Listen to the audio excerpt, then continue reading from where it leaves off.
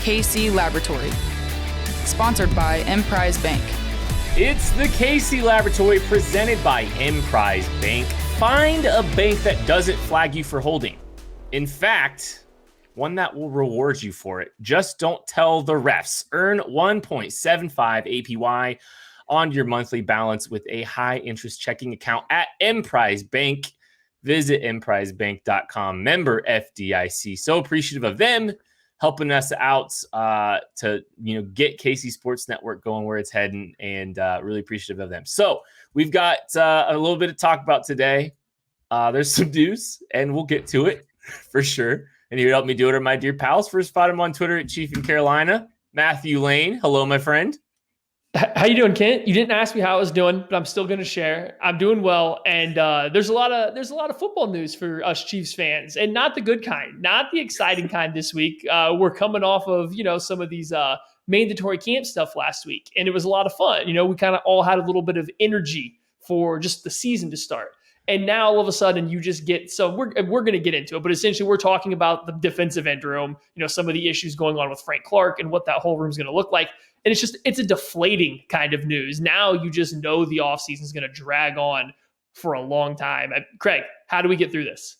I don't know. The same way that we got through the previous 3 off seasons that the Chiefs seemingly had some sort of off-field incident that dragged on through the middle of June and into July.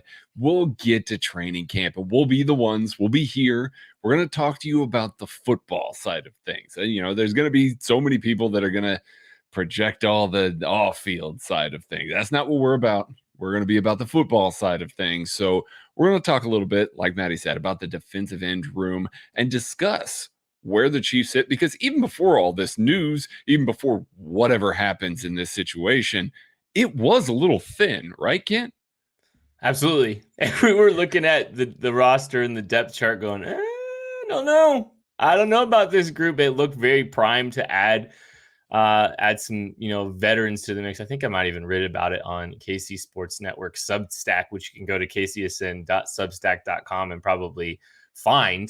Also, by the way, we're doing paid now too. Hey, look at that for a nice little shameless plug. But this was always an area for concern. And I think the lines are a little bit, I don't want to say blurred here from a perception standpoint, but Chris Jones in the mix. We don't know entirely what capacity, how they plan to use him. We can guess. We have some pretty good ideas that he's probably going to be operating, as a defensive end in the base, and then maybe, kick inside in some of the rush situations. But there's some blurred lines with the depth, with some of the, with some of that, who's actually going to be seeing the field. I think there's some serious questions there, Maddie.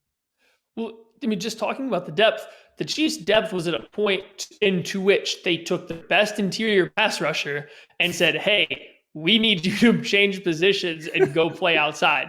Now, I'm not saying that, Chris Jones won't thrive out there. I think we all know Chris Jones has been asking to play defensive end since he got into the league. But still, the Chiefs finally decided to make that move. And I don't think it was for a specific singular player reason. Like, I've seen it floated around right now that due to Frank Clark's early offseason run-in with the law for essentially the same thing that he just got busted for now, which I guess we can go ahead and talk about it. He was pulled over on a traffic stop, a traffic violation of some kind, in which the officer saw a gun, an illegal firearm in California in the car. So he was arrested. He did, bail himself out the following day, but this has happened twice now this offseason.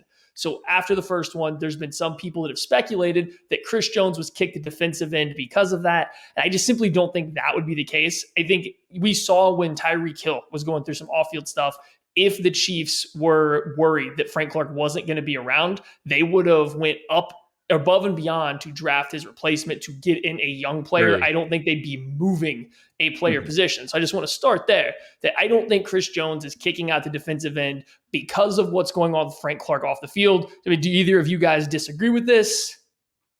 No, not at all. No. Because here's the thing. The Chiefs needed another defensive end across from Frank Clark. This is not a direct correlation to Frank Clark at all. They still needed another guy that could play out there and rush the passer well enough, set the edge well enough. Go, Kent. You're excited. I have the name. Who's the name? It would have been Boogie Basham. Yeah, it would have been Boogie Basham went a few picks after Nick Bolton. And if the Chiefs were worried about the defensive end position so much and anticipating that, Frank Clark might miss some time because of that first initial, Boogie Basham's a Chief. He is perfect. Oh, He's a perfect fit. He's got the density to, kick inside and play along the defensive line, big physical. Boogie Basham is a Kansas City Chief instead of Nick Bolton if the Chiefs are so concerned about Frank Clark missing time or not being on this team back in March.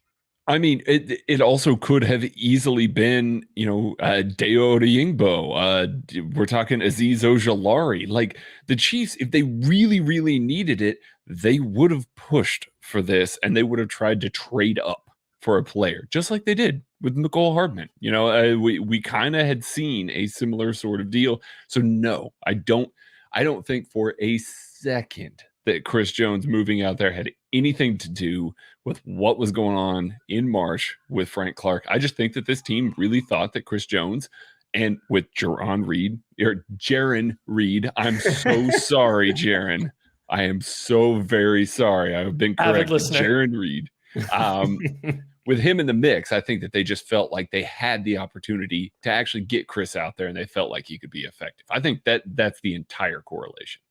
Yeah, and I just wanted to make sure that we kind of touched on that when we went into this, because I know that's a question that we've been asked, in the KC Sports Network Discord a couple times. I'm sure we've all seen that kind of questions coming up on Twitter. So it's out there, and I wouldn't say that there's absolutely zero correlation, but it wasn't the main factor in it. The Chiefs were not panicking about Frank Clark and then decided to make a positional move, but not address the same position in the draft. We've seen this do the same song and dance with drafting Mecole Hardman maybe a little bit early to protect for the potential or possible loss of Tyreek Hill that didn't occur. They have no problems doing that if they were concerned. We've seen that in the past. So I just wanted to get our thoughts out there on that. But I mean, outside that, you start looking at this team's depth. They moved Chris Jones out to defensive end. So you've got a guy playing defensive end for the first time since maybe as a freshman in college. Taco Charlton's coming off of a season-ending injury. You have Tim Ward, who Craig just wrote a great article on the KC Sports Network Substack talking about what you can hope for from him going forward, where you want to see his development. And at that point, you're kind of starting to run out of guys that have played in the NFL. Damoni Harris, I believe, is still floating around the roster, but you're running out of players that have even proven they can play at the NFL level. I mean, Mike Dana, got to throw Mike Dana in there. Yeah, you got to throw Mike Dana in there too. But yeah, I think what the Chiefs are probably planning on doing at the start of all this was kind of a defensive end by committee situation. I think we thought that, we've said on this podcast multiple times that Chris Jones likely going to play defensive ends on some early downs and kick inside. And that was going to give way to Taco Charlton that we saw was a very effective dime rusher last year. Not necessarily a terrific base down player, but maybe another year in Spagnuolo's system, he could transition into a 3-down guy. But we've seen some mixtures of some base guys, some dime guys, but not, guys that can do everything, not can be out there for all 3 downs. So I do think that they were going to kind of platoon the situation a little bit more than I think we all, I'm speaking for the 3 of us here, would like them to have a guy that can go out there and play on all 3 downs and be effective on all 3 downs. I think we kind of talked about this a little bit during the draft, is maybe they're trying to cobble together a quality defensive end between a Mike Dana and a Josh Kando long term. I think Maddie might have thrown that idea out there like a couple days after the draft, is, Mike Dana maybe on some of the early downs, and hopefully you can get something out of Josh Kando rushing the passer on 3rd down. But yeah, there's a lot of question marks. Even, the Chiefs very often operate with, I don't want to say thin margins. That may not be the right word, but when you have a top heavy roster the way the Chiefs do, where they invest in their stars, they have 2 stars or guys getting paid like stars on their defensive line right now, Frank Clark and Chris Jones. you've got to kind of piece things together around them. If you know, and just this roster in general, there's a lot of undrafted free agent type players. Tim Ward, undrafted free agent, by the way, or day 3 picks, 1-year contracts. So you've got Taco Charlton. We've got all 3 of those guys. We got all 3 of those types represented. Mike Dana, Josh Kando, day 3 picks. Damoni Harris, Tim Ward, undrafted free agents. Taco Charlton, 1-year contract. This is a group cobbled together with minimal assets outside the stars. So if one of these stars goes down, this goes for most positions, in a lot of different ways. Oh, sure. With this team, how top heavy that they are in their approach to roster building, you're going to run into these problems where one of these guys goes down, one of your key players goes down, and all of a sudden Mike Dana is getting a ton of run and they're not generating a ton of pressure over there on that side of the football. This is the byproduct of some of the issues that you see there. So now this team has a lot of parts, and Craig, I don't know how many roster spots they're going to be able to devote to creating some of these parts. It feels like, if it's probably 5, and the farther I get into this, I think we're probably looking at 5 defensive ends making this football team, not including Chris Jones. That's what I was going to say. It's going to be how you classify Chris Jones, because Frank Clark's on here, Mike Dana's on here, Kando's on here. They're not giving up on him before they give him a chance. So now you got Taco Charlton, and you got a commission here. Is that going to be Tim Ward? Is that going to be Damoni Harris? Is that going to be the Georgia kid whose name I just Malik forgot? Herring. Thank you, but he's been injured, so I mean, I don't even know if he's going to be healthy to play this year. I think Malik Herring might be on the Tim Ward path. He might be on the pup list, mystery IR kind of pup list where they just stash him for a year. Yeah, I'm on board with that, because Malik Herring, coming out of college, a little bit better player than Tim Ward, in my opinion. So I do like that they've got those sorts of guys, but none of those guys really, you look at as a solid guy if Frank Clark, and I know there are varying opinions on Frank Clark, but if Frank Clark can't go, are any one of those guys going to really instill you with a bunch of confidence that they're going to be able to rush the passer well? They have not invested in the cornerback position. So they've relied on getting to the passer. They've relied on forcing quarterbacks to make low percentage throws. Now, all of a sudden, like we saw at points last year, when the 4-man pass rush isn't getting the job done, quarterbacks can kind of pick them apart, especially at the end of games when the Chiefs are trying to protect a lead. This all of a sudden becomes a lot more critical that one of these guys steps up. I'm not even really targeting. I'm not saying, it's going to be Taco Charlton. It's just one of these guys has to take that step forward, Maddie. Yeah, let's go down the hypothetical rabbit hole. So you say you're not picking a specific player that has to do it, but no, that's exactly what we're going to do. We are going to pick the exact player. It's hypothetically, Frank Clark has to miss the first 6 games of the season, and when he comes back, you don't know what you're getting at this point in time, right? Let's just hypothetically, who is the one player that benefits the most on the Chiefs? Which other defensive end steps up and has the biggest impact during the time that he'd be missing? Kent, you're up. I think it's work with me here. Josh Kando getting thrown into the fire because of necessity helps accelerate his development. Maybe not week 1, maybe not week 2, but I bet you he's better than Tim Ward, and he has more juice than Mike Dana. So affecting the passer, I think Josh Kando getting thrown into the fire and being forced to play, actually midway through that stretch, he could actually show some promise and some disruption, because the cupboard's pretty bare there, guys. The bar to clear isn't particularly high, and you see some of these rookies. Maybe Spags is reluctant to play a rookie, but then they get thrown into the fire. They might make the most of that opportunity.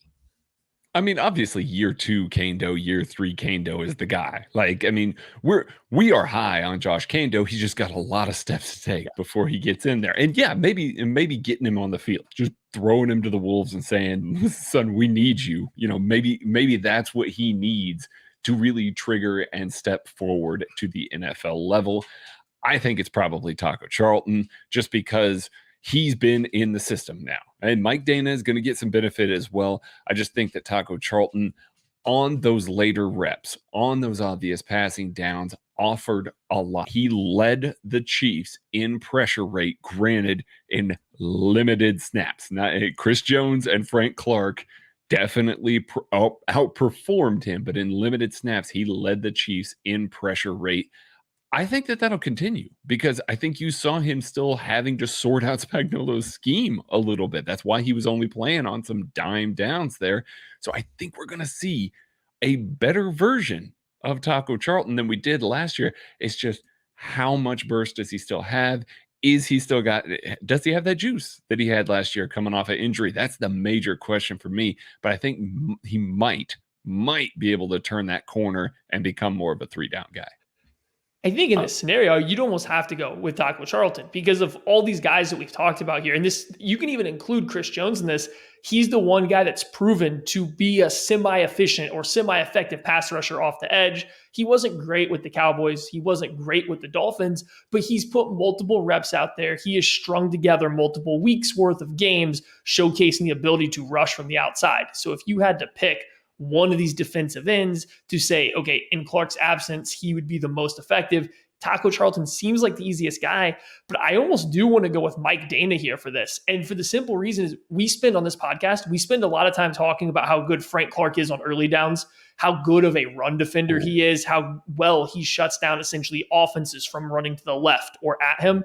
Mike Dana's not at that level right now, but Mike Dana is a really darn good run defender, even as a rookie. He does a really good job with his hands. He's incredibly smart. He seems to have a pretty good grasp on what Steve Spagnuolo's system is, so there will be a few plays where you can tell he just doesn't have the juice to make a play, but the amount of times that he's in the right spot, he's able to turn runners back away from him. He is able to control a blocker and peel off to make a play on the ball. Like, I think his early down work is actually going to move the needle a lot for the Chiefs because that's arguably one of the biggest things they're going to be missing without Frank Clark is just that base defensive end. And I do think that's something a lot of fans have taken for granted when he hasn't been putting up double-digit sacks. Well, it's effort. It's effort sacks too for him. He's a guy that, he was, and it's just effort plays and pressure. He's continuing to play. He continues to play through the whistle. And that's something that, he wound up generating 2.5 sacks last year. Good on him. Taco Charlton got 2. Like, we're getting all, and he got 2 in a limited sample size. I understand. Okay, great. Taco Charlton, 4 sacks. All right, fine. He was generating a lot more pressure, but I don't know why, guys. I'm a little bit like, I'm just kind of with Taco, and this is kind of how I felt all offseason, and maybe I shouldn't have, and maybe I shouldn't be as like, but it's kind of just, it still feels like wait and see. It still kind of feels like a pretty big unknown, a guy coming out of off an injury. Obviously, he had a sample size of success here last year, but I am worried about the injury. And I am a little bit worried that, what he's going to be able to do this year. I'm waiting for him to kind of prove it. And you can kind of say the same thing about Josh Kando. I just think if Josh Kando gets opportunity, he's the one with the ceiling to actually grasp onto something here and actually make an impact where guys like Taco and Dana, I think we know what they are, or we know what we hope. And I think we hope Taco is what we saw of him last year. Yeah. And to go back to Mike Dana real quick, I know the word effort sacks gets kind of thrown around a little bit like game manager as like a bad thing. Let's call them IQ sacks. Like honestly, I feel like that's very applicable to Mike Dana. I think the way that he processes the game and the speed that he processes it allowed him to sniff out some of those bootlegs and some of those things that are designed to fool that guy. And call him effort TFLs too. There was a lot of quick play ID in the run game too. No doubt about it. You're right, Craig. Yeah. So I just want to make it very clear. We're not dunking on Mike Dana by calling him effort sacks at all. Dude's super smart. Okay, real quick, I just want this rapid fire here. All right? Sure. Who leads the Chiefs outside of Frank Clark, not including Chris Jones? Pressures, sacks. Kent, go first. Oh, this is horror. Jaron Reed. Okay. And both? Am I allowed to do that? Yeah, that's fine. Along the Maddie defensive line. That's fine. No, I'll go Jared Reed. Oh, I think that's the correct answer. I thought that was the gimme for the entire thing. So the only other person whose hat I'm gonna put in there. You know what I'm gonna do? I'm gonna do something crazy. I'm gonna put, at least for the sacks, L'Jarius Sneed's going in there. Just because Steve Spagnuolo loves his blitzes. Now, if we're going to talk, I know that, we were trying to go quick here, but we're going to talk about this defensive end room and maybe it being a little bit thin, maybe them not being able to generate a ton of pressure. One way you alleviate that, you let Steve Spagnuolo dig down into that really deep Santa Claus-sized sack of pressure packages and just start pulling out everything he has, which he would love to. He would love to sit there and just call blitz after blitz after blitz, and he very well might. If you have Frank Clark missing time, you might have defensive backs coming 4, 5, 6 plays in a row. And here's the thing. Steve Spagnuolo doesn't just bring 5 guys. No. When he blitzes, I've been going through a lot of the Chiefs pressures from these last 2 seasons. When Steve Spagnuolo blitzes, it's a lot of guys. You're getting 6, 7, 8 guys coming after the quarterback. And for some reason, L'Jarius Sneed has a really good knack for being the guy that gets home.